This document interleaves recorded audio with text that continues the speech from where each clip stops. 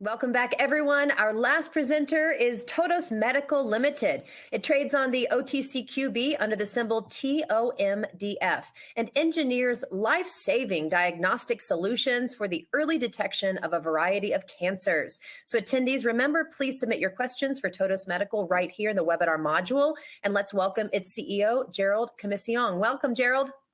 Thank you, and thanks everyone for joining. I'm going to discuss Todos Medical and what we're going to be doing here with regards to taking the company forward. We've been primarily focused historically on the development of cancer diagnostics for breast cancer and colon cancer and Alzheimer's disease, as we've added. We think that Alzheimer's is cancer of non-dividing cells of the brain. But what's most exciting about the company recently is really our developments in COVID-19. And so we're going to spend a good amount of time at the beginning of this presentation focusing on that. So our safe harbor statement. So we develop solutions in therapeutics, diagnostics, and immune support, with really the diagnostics end as the bedrock of what we're doing. Because of some diagnostic work we started out early in the pandemic, we ended up moving forward with the development of a natural COVID-19 antiviral oral pill that we call Tolavir. This is a therapeutic modality that is pursuing a very, very large market, estimated to be worth over $50 billion annually worldwide. And that's the same target market that Pfizer and Merck are going after with their oral antiviral pills. There's a very significant unmet need, given that there are currently no oral antivirals approved here in the US, and very few approved elsewhere under emergency use. And so we know that in order to really take the next stage in the pandemic to reduce fear, oral antivirals are very important. We are also developing the next generation of cancer, Alzheimer's, and COVID detection technology. I focus on COVID here because the antiviral that we developed is really based upon a COVID detection technology, all surrounding the 3CL protease, which I'll talk about a little bit more in the future, and which many, many people are starting to wake up to as a key component of the COVID-19 pandemic and the SARS-CoV-2 virus. Really, all of these technologies are focused on the immune system. And so these immunodiagnostics are allowing us to detect diseases earlier than what's currently out here. And this is especially true with regards to COVID. Early identification allows for early intervention. And this is what you're seeing in the trials and how you really expect to get efficacy on the early side. We expect to be able to treat from early all the way through end stage with our antiviral. This is all developed around novel technology platforms. So we have IP around our therapeutics, around our diagnostics, around our immune support technologies. And so, we are doing things in a proprietary and protected manner. Separate and distinct from all of this very interesting proprietary therapeutics and diagnostics and immune support, we do have a base business simply around selling test kits to labs, and then our own lab, where we run different kinds of tests focused primarily on COVID-19. We do PCR testing, neutralizing antibody testing, and respiratory panels. So that's our business. We have a revenue base. We did over $5 million in revenue in 2020. We're on track to do somewhere between $15 and $20 million for the year of 2021, and we expect that to grow into 2022, not including some of our hotter items in the therapeutic area and in the immune support area that could dramatically improve the forecast there. So getting into the key focus for us is really the oral antivirals. As we know, COVID is still lurking. We recently heard about the Omicron variant a little over 2 weeks ago, and we're starting to get more information on that. We know that, the question of what fully vaccinated mean is being debated because of waning immunity. People's antibody levels are getting lower and breakthrough infections are increasing. As recently as last week, there were more people losing immunity every day than there were either getting newly vaccinated or getting boosted. And we think there's been an uptick in vaccination since the Omicron variant, but it's still a situation where we're not really improving full vaccination. And at best, we're trying to maintain where we've been. So in the face of these new variants, Delta accounts for 96%. Obviously, we think Omicron is going to start taking market share from Delta in terms of infections. We see that going up. There's still 16 million Americans 80 and over who have depleted immune systems and for whom the vaccines and potentially even the boosters are not providing the level of neutralizing antibody titers that would give everyone comfort that they are protected from infection. And there's obviously a large immunocompromised population here in the United States that also has challenges mounting immune response in response to a vaccination or in response to disease challenge. So bottom line is there are a lot of people who don't have adequate protection from COVID. And questions now about what really is the value of the vaccination program. Is it really to protect against infection, or is it to protect against hospitalization and death, and what the strategies are? As a result of all this, there's really, I think, some soul searching that needs to be done with regards to our vaccination strategy and how we improve overall immunity, and perhaps even more importantly, how we protect people from getting severely ill with COVID and dying. And that's really where the oral antivirals seem to be able to bridge the gap that the vaccine simply cannot. We're not the only ones thinking about oral antivirals. Obviously, Big Pharma is heavily involved in there, and we think none is bigger than Pfizer. They said that this would be a game changer. They said this earlier this year, and it's proving to be correct. And we believe alongside them that the protease inhibitors, well-worn, well-understood targets for virals are the way to go. So we are in a phase 2 clinical trial in hospitalized patients with our Tolavir product. It's it's 3CL protease, so it's a 3CL protease inhibitor, as well as an anti-cytokine therapeutic drug candidate. Pfizer has a 3CL protease inhibitor only drug candidate that's going after earlier stages of disease. That in a phase 2/3 study that was stopped, and final analysis of all the patients enrolled through that interim analysis is ongoing, and it's expected that data is going to be submitted to the FDA for that very mild and pre-symptomatic population shortly. So just mild, not pre-symptomatic. So they're only going after unvaccinated mild symptoms. So when you look at the profile and how we compare with some of the other treatments out there, you can see Temple, which is in a phase 2/3, outpatient clinical trial from a company called Adamis. That's really it's a dual action anti-cytokine and antiviral. Their antiviral mechanism is RDRP. That mechanism seems not to be very, very effective as monotherapy. So as an ability to prevent the virus from spreading in such a way that people can move forward. So it is a dual mechanism, but their mechanism of antiviral is RDRP, which we don't believe is necessarily the right target. Merck is only an antiviral. They have no anti-cytokine activity in their compound, and theirs is similar to RDRP, but it's a little bit more in depth, and they call that mutagenesis. This is really forcing a lot of mutations to occur within the virus, and the hope is that so many mutations occur that the virus is not viable and it ultimately peters out and dies. So while this mechanism has shown promise in certain areas, there are a number of risks associated with mutagenesis, most importantly resistance. So what happens if it causes a lot of mutations but does not force the virus to die? All of a sudden you end up with a highly mutated virus. This is what's happened with Omicron. It's believed that this happened in an immunocompromised patient, but that is the exact patient population that Merck is going after, immunocompromised. And so it doesn't make sense to increase mutations in immunocompromised patients for whom already are causing mutations. That's a big question and a big unknown. There are also safety concerns related to cancer, to reproductive health, and other concerns around the utility of the pill. With that said, there was some early data from the interim analysis that showed a 48% reduction in hospitalization and death as a result of treatment with molnupiravir. We have seen that number has come down from 48% down to 30% with the most recent data. And that last cohort that was involved, obviously, for it to go from 48 to 30, the last cohort must have been well under 30 to see that kind of reduction in efficacy. So there was a lot of debate going on with the molnupiravir pill, whether it makes sense, and certainly a lot of reservations at the FDA. So we saw a vote by the AdCom 13-10. So it wasn't nowhere near unanimous, and there were some very significant concerns with regards to the safety profile and the efficacy profile of the drug.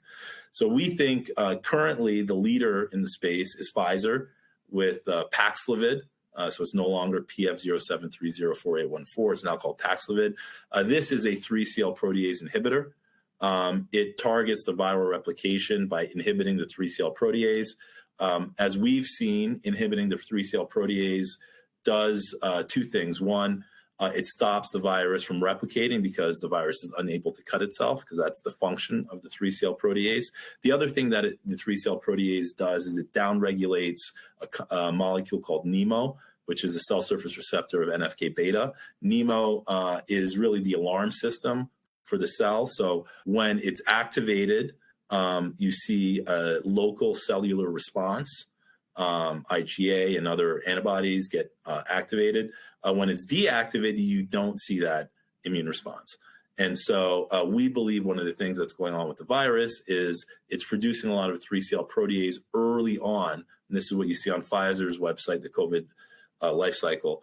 You see that the virus produces a lot of 3-CL protease early on. It does it, one, to help itself divide. Two, it does it to downregulate the immune system.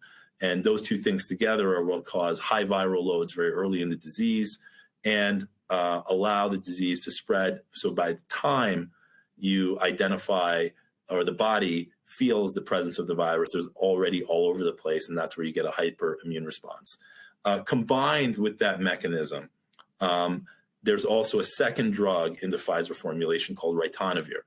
Ritonavir is a protease enhancer. What that really means is it slows down the metabolism of the protease because obviously the PF07304814 has been metabolized pretty quickly in the blood, and so they need to slow it down so you get a higher PK concentrations.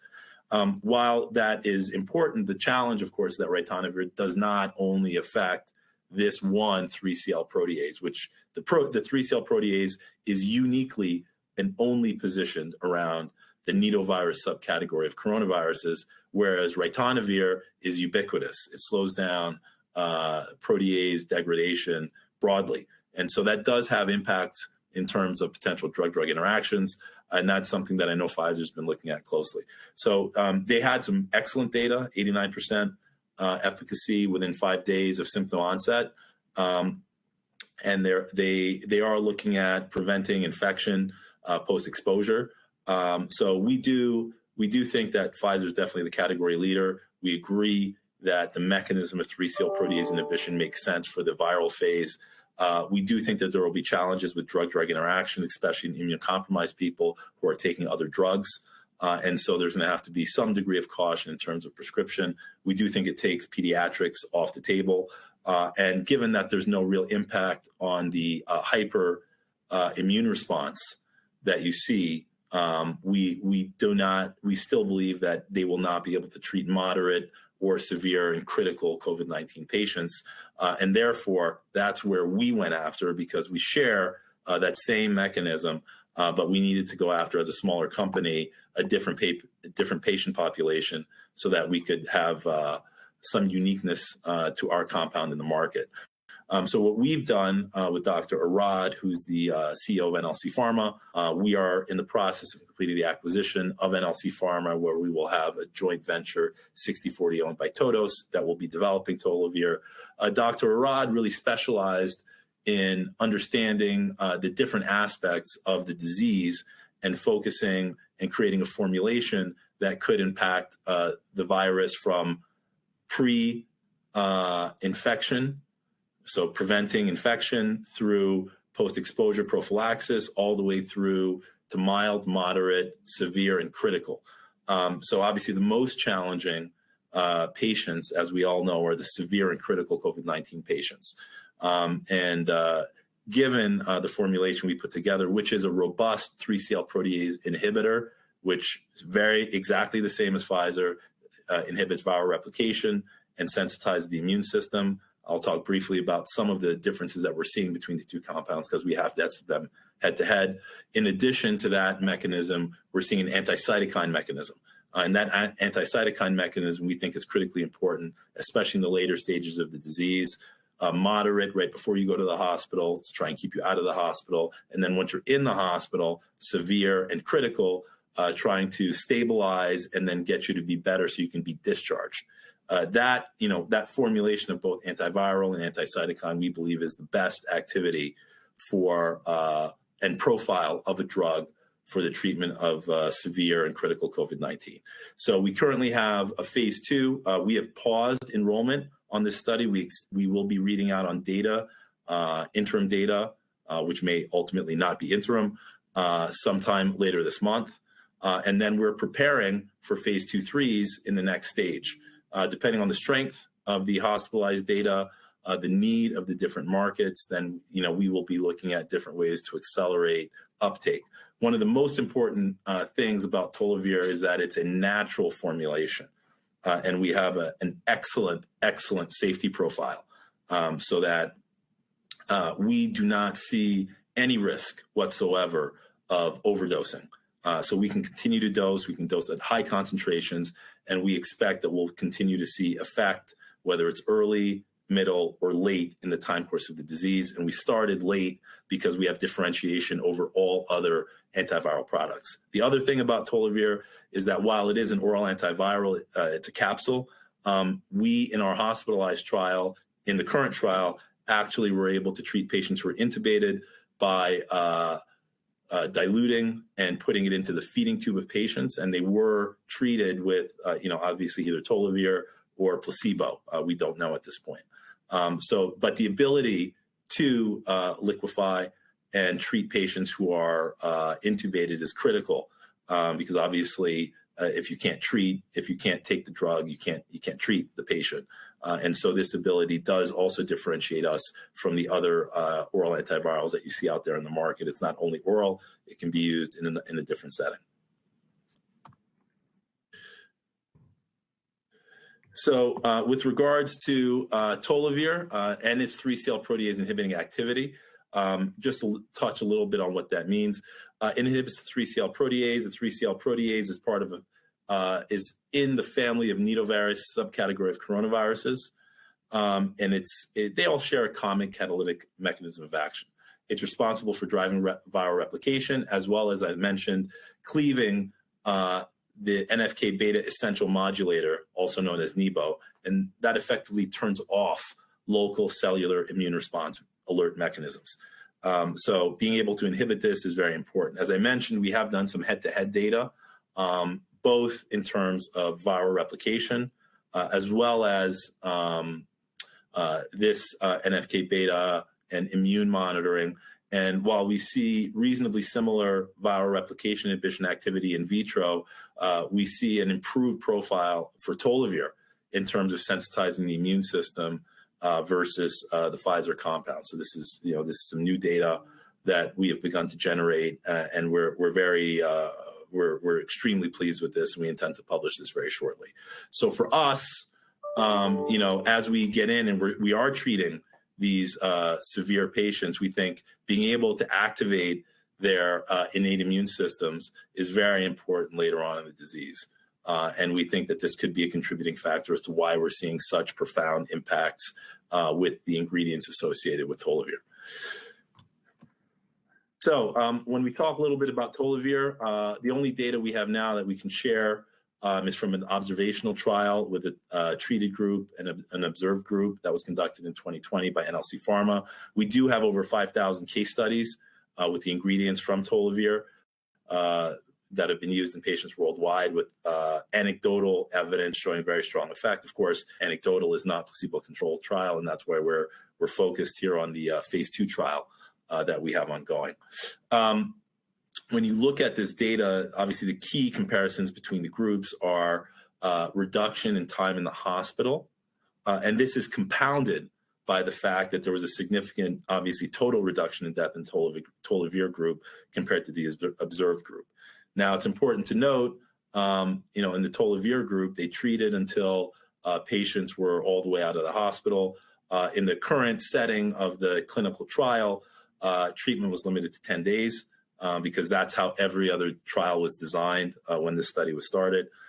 With that being said, we see profound effects And we're very hopeful that we'll continue to see profound effects in the current phase 2 study. Importantly, when you're thinking about, how do you get to a death in this trial, you first have to deteriorate. And so we saw no deterioration in the Tolavir group once treatment was taken hold versus deterioration in the observed group. Also, there were significant reduction in CRP, 50% of patients versus 10% in the observed group. So from a biomarker perspective, from a quality perspective, in terms of mechanical ventilation, in terms of days in the hospital, and in terms of death, it appears so far, based on this data set, that Tolavir is having an impact, and we're really looking to confirm that in the upcoming data, which we're very, very excited about. So moving to, why is it? Where did Tolavir come from? How did this come to be? Well, it's really all about Dr. Arad and the work that she's been doing. She worked in this area for over 25 years, originally starting with the common cold and focusing on the first SARS outbreak. That's when $18 billion was put in to develop strategies to screen for compounds, identify compounds, test compounds that could have a significant impact on the 3CL protease, as well as begin to understand how the protease could be used as a diagnostic. And I'll talk about that a little bit more. So, it's got over 15 years worth of clinical development. Obviously, there were pauses during that period of time, but $18 million was put in. We currently have this phase 2 double-blind placebo-controlled trial.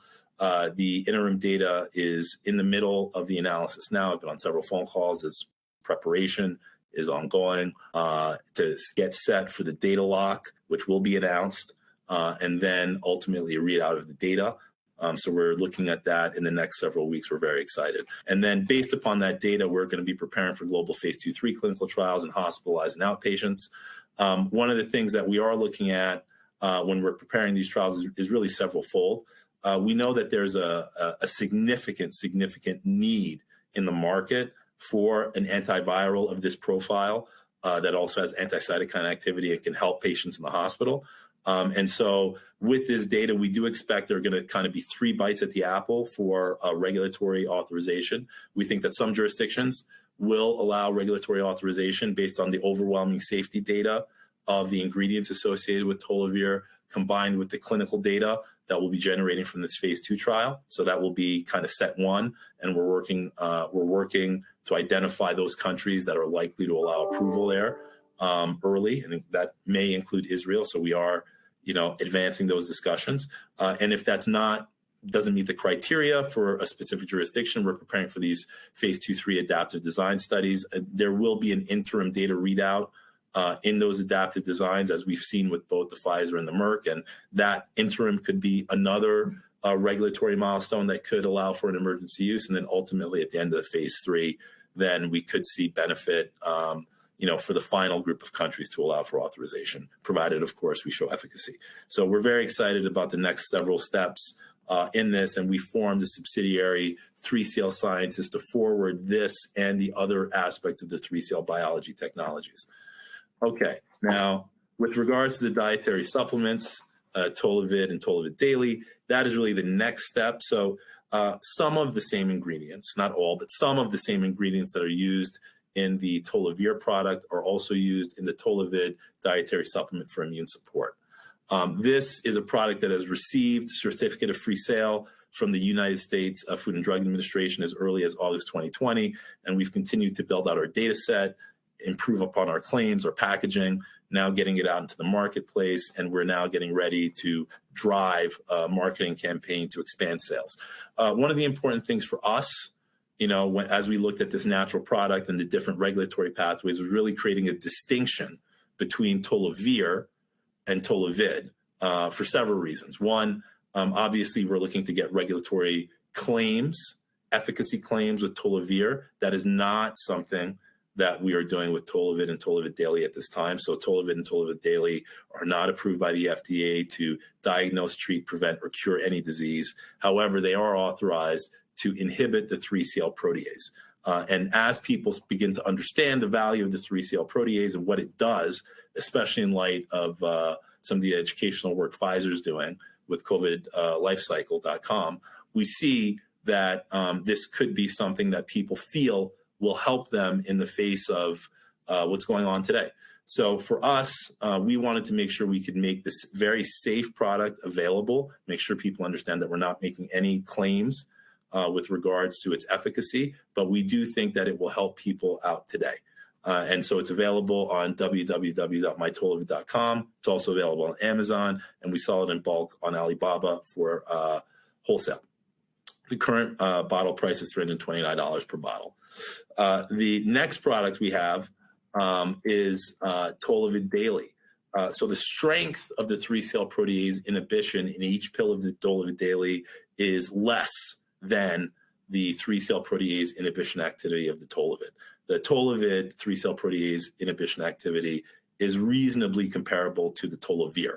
The Tolavir Daily is somewhat less. With that being said, we do think that in today's environment, it does make sense to have 3-cell protease inhibitors in your system on an ongoing basis to improve your overall immunity and hopefully to support your immune system in the face of what might come about.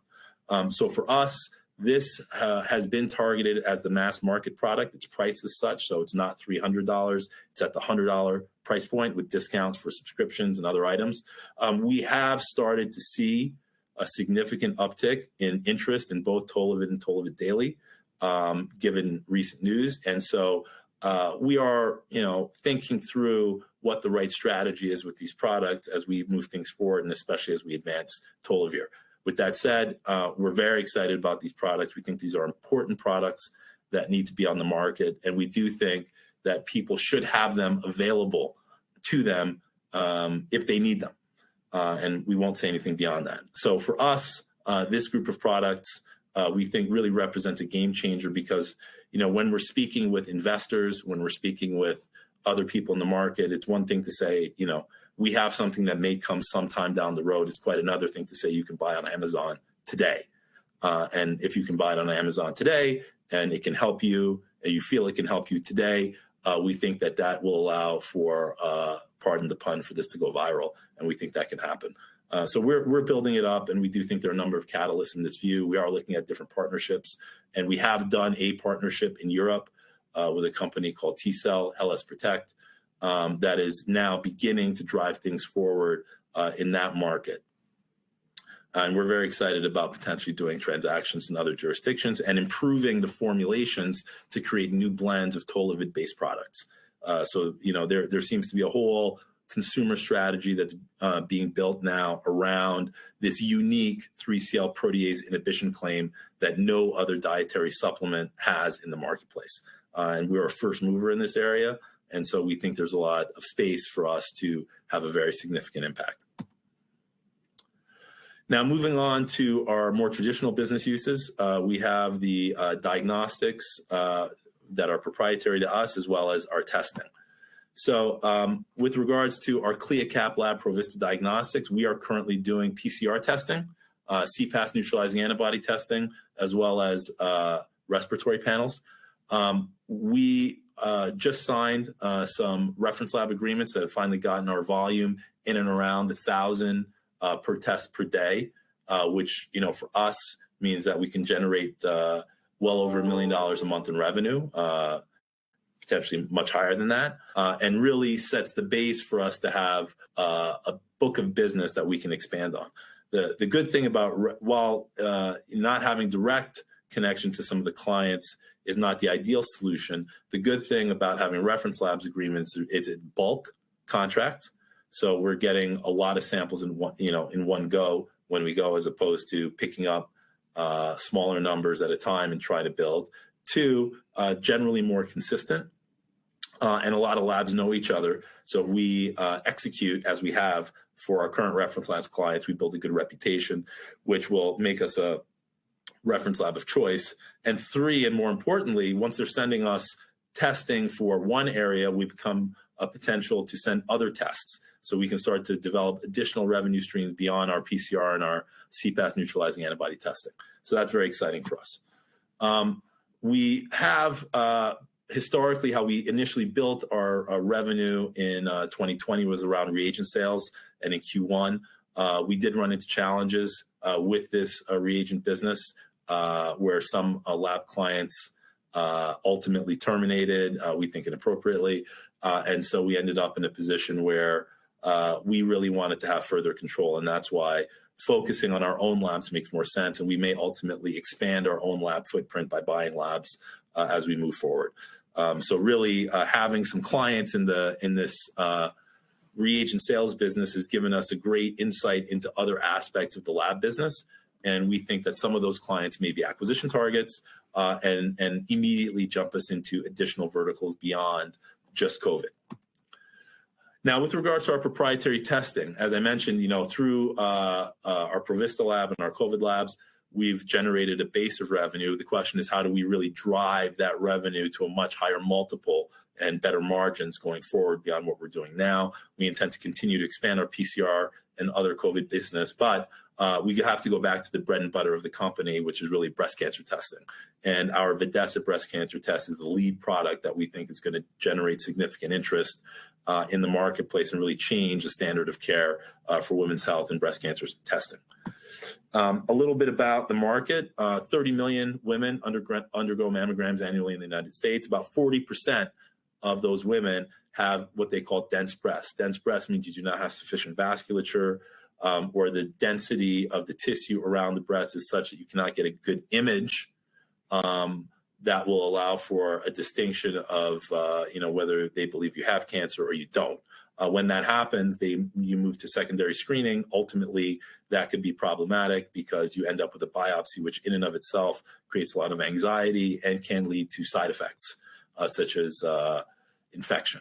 So really, there's a new legislation has been passed to inform patients of this because patients were getting multiple screens, which could and multiple biopsies, which could in fact trigger cancer. And so it's a safety concern. So this is a big problem that we think we have the solution for. With that, we have our Videssa early breast cancer screening test, which has been rigorously validated in 3 clinical studies. We've got sensitivity upwards of 92% and a negative predictive value in and around 98.4%. So based upon the data and some consulting work we've done, we think we can see a combined reduction of about 45% in the numbers of biopsies in the BI-RADS3, BI-RADS4 population that are seen here in dense breast. And that could have a very, very significant impact for women across the country and women worldwide. The Videssa test had over $50 million invested into it, and we were able to acquire it because of some relationships we had and our positioning in the market with our other cancer screening technologies. And so we're taking the full value of this investment and all of the tremendous clinical work that was done with our collaborators at Stanford, Harvard, Mayo Clinic, Cleveland Clinic, and other key institutions throughout the country, MD Anderson, and we're going to be bringing this forward in 2022. We have also a blood test for Alzheimer's that we expect additional data to read out on in the first half of 2022 that we're very excited about, especially in the face of the first drug for Alzheimer's that's been approved in nearly 20 years. So we think that there's going to be a significant increase in demand for screening as a result of Aduhelm, and we think Limpro could provide that important piece. And then finally, we have our overall immunoscreening platform that's been targeted initially at cancers and specifically breast cancer and colon cancer. This is TBIA. It's an AI platform, and so based on a blood test and spectroscopy. And so it's all about gathering more and more data to generate positive and predictive value and negative predictive value that will then allow us to go to the FDA. Given that this is more of an AI-driven black box test, it's not something they're used to, and so you need an overwhelming amount of data to take this forward. And we intend to bring that.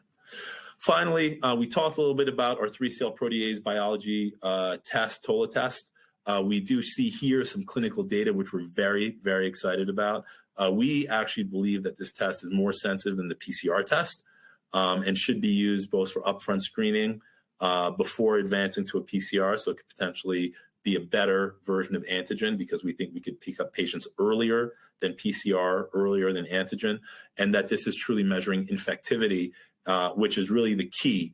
It's not whether you're infected, which whether or not you can infect somebody else. And so we think we can give a much better handle on that infectivity. And by doing that, we can allow for better clinical determinations, understanding of quarantines and isolation. And that will add significant value. We're in the process now. We've done some work in terms of engineering planning for a device that can do large-scale screening of schools, hospitals, airports, offices. And we intend to bring the first prototypes forward for a mass screening program in 2022. So with that, we have our management team. Key people to focus on there, Dr. Jorge Leon, who's our Chief Medical Officer. Very soon, we will have Dr. Dorit Arad in our 3CL Sciences division focused on the antiviral. So we'll be we're very interspaced in this area.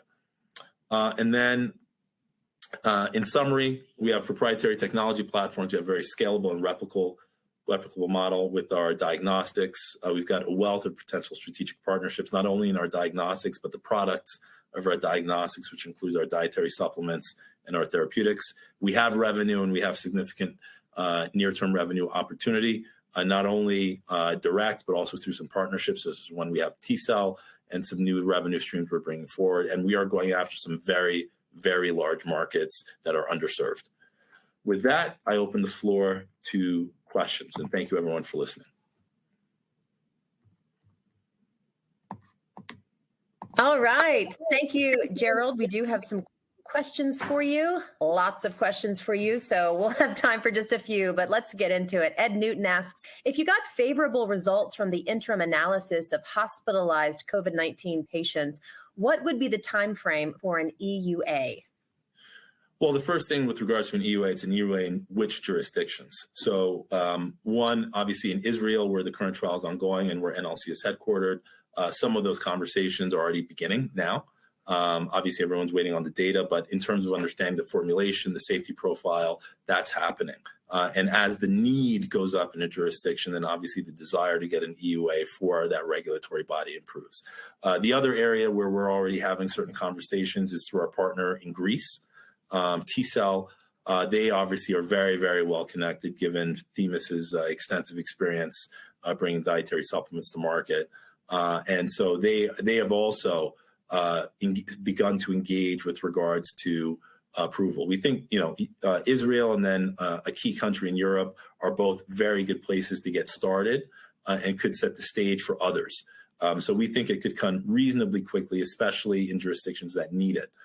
Beyond that, as I mentioned, we're going to be moving forward to phase 2/3, and we think, as things move along, that interim data, which may be 4 or 5 months out from here, and then final data, which could be 5 to 6 months out, or other points where you could get emergency uses.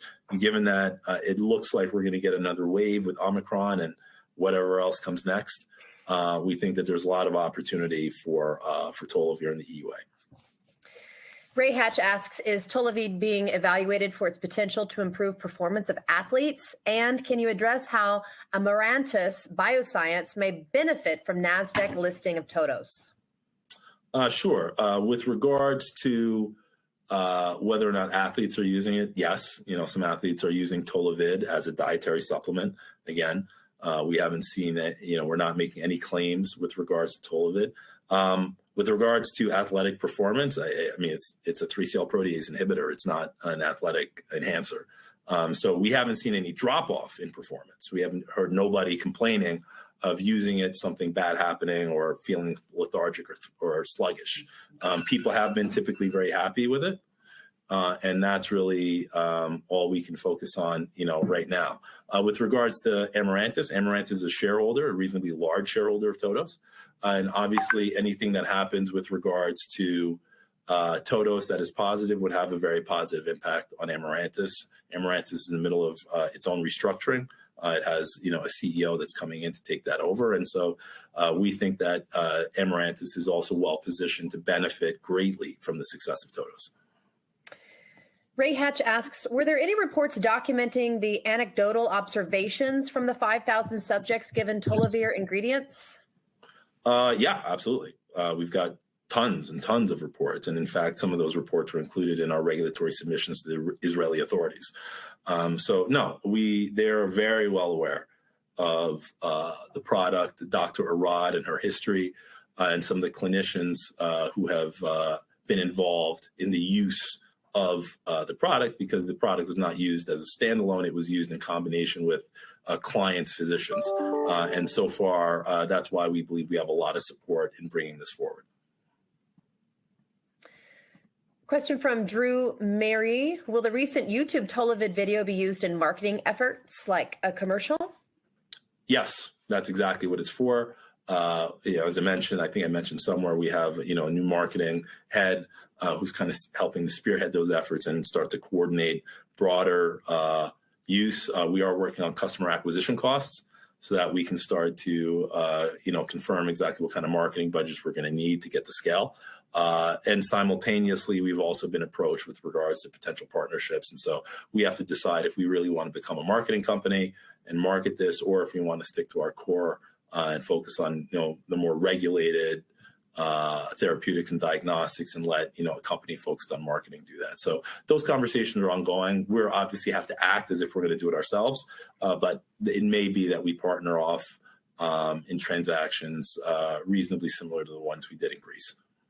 Any updates from the profits from the 50,000 Tolavir order on the Amazon sales? And Cody Rush wants to know, how many bottles of Tolavir daily have you sold and profits off of this? We're not giving any financial information with regards to the products. We can say that we make good margin, and we're reinvesting that margin to grow the business.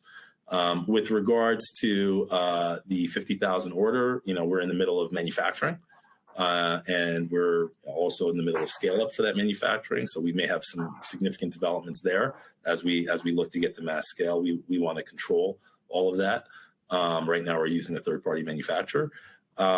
Ultimately, we think that this product has significant potential, and so our focus is really being very diligent, stepwise, making sure that we get the right customer acquisition cost and we get the right profile of customers, that when we target, especially online. Tolavir Daily is something that people can walk into the stores and typically buy for an ongoing thing, but Tolavir in particular is much better suited as an e-commerce product, and so really reaching the people where they are when they need that support in that moment is our focus, and so that's going to be that's how we're approaching it, finding that profile, figuring out what that person likes is going to be searching for, and being there when they're searching for it is our focus, and that's the idea. Great. Last question for you. Jim Reese wants to know if you can comment on which NASDAQ listing standard the company plans to use to qualify for uplisting, and what is the minimum share price target for this standard? We haven't decided that yet. We're in a unique situation because we do have revenue, so we could be multiple listing standards. And we need to figure out which one is the best based upon where we are, cash position, runway, whether we've partnered things off or not, because a lot of things are happening together. So for us, if we think about what the path is to making that kind of decision, obviously our growing revenue at Provista gives us flexibility and gives us some time. We see Tolavir sales growing, giving us some flexibility, but not necessarily that much more time because it's very time sensitive. Tolavir is a very, very time sensitive product. And we think the time is now. And so we do want to push this aggressively. Obviously, the phase 2 data with Tolavir could be a massive inflection point for the company. And so, we're triaging between those realities as well as just the overall market. We've seen, biotech stocks down 40%. It's not really the market you want to be going into. So we're hoping that in the new year, things will pick up, certainly around JP Morgan. And we are presenting on Tolavir at the Precision Medicine World Conference in San Francisco towards the end of January. We think all of those things could be significant catalysts for us as we prepare for our uplist. Well, we certainly hope that you come back in January and give us those updates of where you guys are going and how you're moving forward, because lots of good progress here. And as always, we've got tons of questions more for you, but we're going to send them to you in an email so you can answer on your own time. Thank you so much for joining us again on our Emerging Growth Conference. Thank you very much. All right. Thank you so much, Gerald. Thank you, everyone. What a great day. So many wonderful companies out there. It's been a joy to introduce them all to you. So in just a second, you're going to be redirected to the registration page for the next conference. So stay on to reserve your spot early. On behalf of all of us at Emerging Growth, I'd like to thank all of our presenters and our attendees for helping make this conference such a great success. Remember that a complete replay of this conference, separated by company, will be made available on the Emerging Growth Conference YouTube. That's youtube.com/Emerging Growth Conference. Subscribe there. Follow us on Twitter at Emerging Growth C. We post all new information to Twitter first. I'm Anna Berry, and on behalf of myself and everyone who made this conference possible today, I wish you a great rest of your day and a very successful week, and happy holidays to everyone. We'll see you back in January. Be well.